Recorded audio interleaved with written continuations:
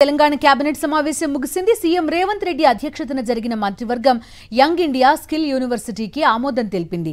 GHMC పరిధిని ORR వరకు విస్తరించే బిల్లును ఆమోదించారు మంత్రులు. హైదరాబాద్ అభివృద్ధి కోసం విదేశీ రుణాలు సమకూర్చుకునేందుకు ఆమోదం తెలిపింది కేబినెట్.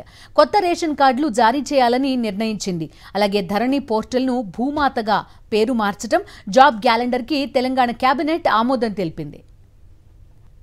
ఇక టీమిండియా ప్లేయర్ సిరాజ్, మహిళా స్టార్ బాక్సర్ నిఖత్ జరీన్ కి ఆర్థిక సాయంతో పాటు డీఎస్పీ స్థాయి ఉద్యోగం ఇవ్వాలని నిర్ణయించింది తెలంగాణ కేబినెట్.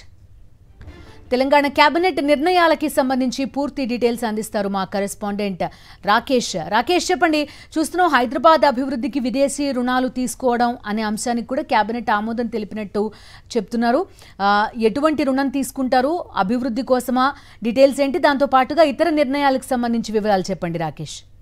గంటన్నర పాటు జరిగిన తెలంగాణ కేబినెట్ సమావేశంలో పలు కీలక నిర్ణయాలు తీసుకున్నారు. ప్రధానంగా చెప్పుకోవాల్సింది కొత్త రేషన్ కార్డులు ఇవ్వాలని కేబినెట్ నిర్ణయం తీసుకుంది. అయితే ఈ కొత్త రేషన్ కార్డులకు సంబంధించి విధి విధానాల్లో ఖరారు చేసేందుకు సివిల్ సప్లై శాఖ మంత్రి ఉత్తమ్ కుమార్ అధ్యక్షతన సభ్యులుగా రెవెన్యూ, హెల్త్ మినిస్టర్లను చేర్చడం జరిగింది. అలాగే నిఖత్ జరీన్, అలాగే సిరాజుల ఇద్దరు కూడా డిఎస్పీ స్థాయి ఉద్యోగంతో పాటు హైదరాబాద్ లో ఇళ్ల ఇవ్వాలని నిర్ణయం తీసుకోవడం జరిగింది. దీంతో పాటు జీహెచ్ఎంసీలో ఔటర్ హామీలో వీలడానికి కేబినెట్ ఆమోదం తెలిపింది. పంచాయతీరాజ్ ఎన్నికల నేపథ్యంలో ఈ విషయానికి నిర్ణయం తీసుకున్నట్టుగా సమాచారం. అయితే దీనికి సంబంధించి విధి విధానాలు ఖరారు చేసేందుకు మంత్రి పొన్నం ప్రభాకర్, అలాగే సీతక్క, శ్రీధర్బాబు సభ్యులుగా సబ్ కమిటీ వేయడం జరిగింది. దీంతో పాటు జాబ్ క్యాలెండర్ కూడా సభ కేబినెట్ ఆమోదం తెలిపింది. రేపు సభలో సీఎం రేవంత్ రెడ్డి ఈ జాబ్ క్యాలెండర్ ను విడుదల చేయబోతున్నారు. ఎన్ని ఉద్యోగాలు ఎప్పటిలోగా దీన్ని భర్తీ చేస్తున్న దానిపైన కూడా ఈ జాబ్ క్యాలెండర్ స్పష్టంగా పేర్కొనబోతున్నారు. దీంతో పాటు గౌరవేలి ప్రాజెక్టుకు 437 కోట్లు కేటాయిస్తూ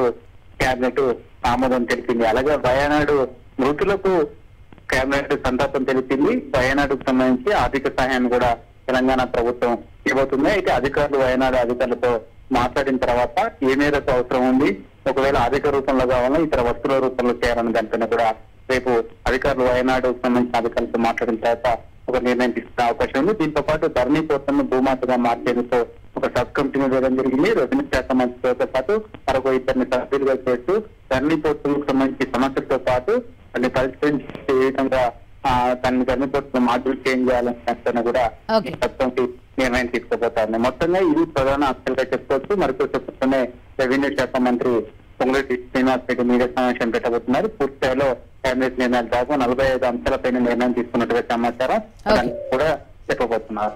ఓకే రాకేష్, థ్యాంక్ యూ.